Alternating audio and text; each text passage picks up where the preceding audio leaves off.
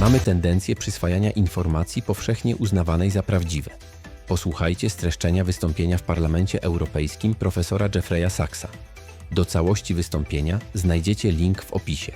A tytuł brzmi Europe needs an independent foreign policy. Profesor Jeffrey Sachs at European Parliament. Wystąpienie zostało wyemitowane 3 marca 2025 roku. Teraz zapraszam na skrót. 5 najważniejszych wniosków geopolitycznych według Jeffrey'a Saxa. Stany Zjednoczone przejęły rolę globalnego hegemona po 1991 roku. Po rozpadzie Związku Radzieckiego USA uznały, że nastała nowa epoka. Epoka ich niekwestionowanej dominacji. Przestały liczyć się z opiniami innych państw, łamały zasady prawa międzynarodowego, ignorowały decyzje ONZ, rozpoczęły serię interwencji od Bliskiego Wschodu po Afrykę i Europę Wschodnią. Według Saxa to właśnie ta polityka stała się źródłem większości obecnych kryzysów. Wojny w Iraku, Syrii, Libii, a dziś konfliktu na Ukrainie. Wniosek drugi.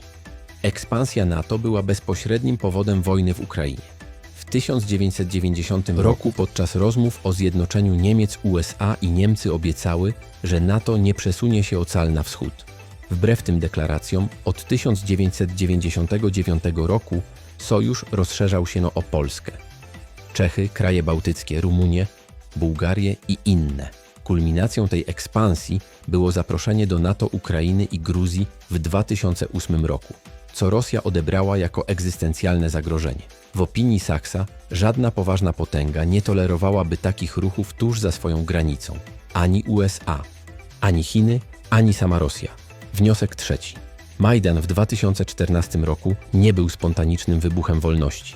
Według Saxa rewolucja godności była sterowana i finansowana przez Zachód, a nie autentycznym ruchem oddolnym. USA aktywnie wspierały zmiany polityczne, aby usunąć legalnie wybranego prezydenta Wiktora Janukowycza, który dążył do neutralności Ukrainy.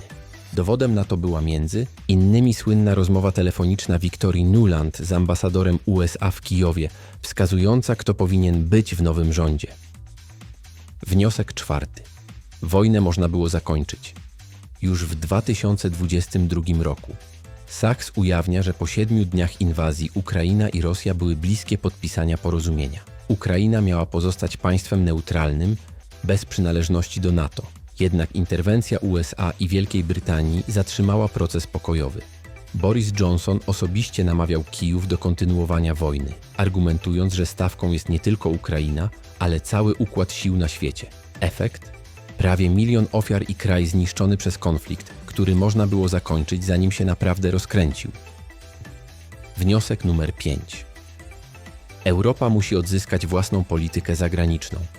Sachs apeluje: Europa powinna prowadzić niezależną dyplomację i zadbać o własne bezpieczeństwo. Nie poprzez rusofobię czy bezmyślne zbrojenia pod dyktando USA, ale poprzez rozsądne negocjacje i budowanie bezpieczeństwa zbiorowego, na przykład przez neutralność niektórych państw granicznych. W przeciwnym razie Europa pozostanie zakładnikiem cudzych interesów, a każdy kolejny kryzys będzie płacić własną ceną polityczną i ekonomiczną. Zakończenie. Jeśli Europa naprawdę chce być jednym z biegunów wielobiegunowego świata, musi przestać być wasalem. Czas na własną dorosłą politykę zagraniczną. I to od zaraz. Moje podsumowanie. Media głównego nurtu przekazują z góry ustaloną narrację, a prawda skrzętnie zamiatana pod dywan wychodzi w trakcie takich przemówień, lecz nie ma szans na szerszą analizę. Trochę szkoda, bo jak przekazuje przysłowie, kij zawsze ma 2 końce. Napiszcie, co o tym sądzicie.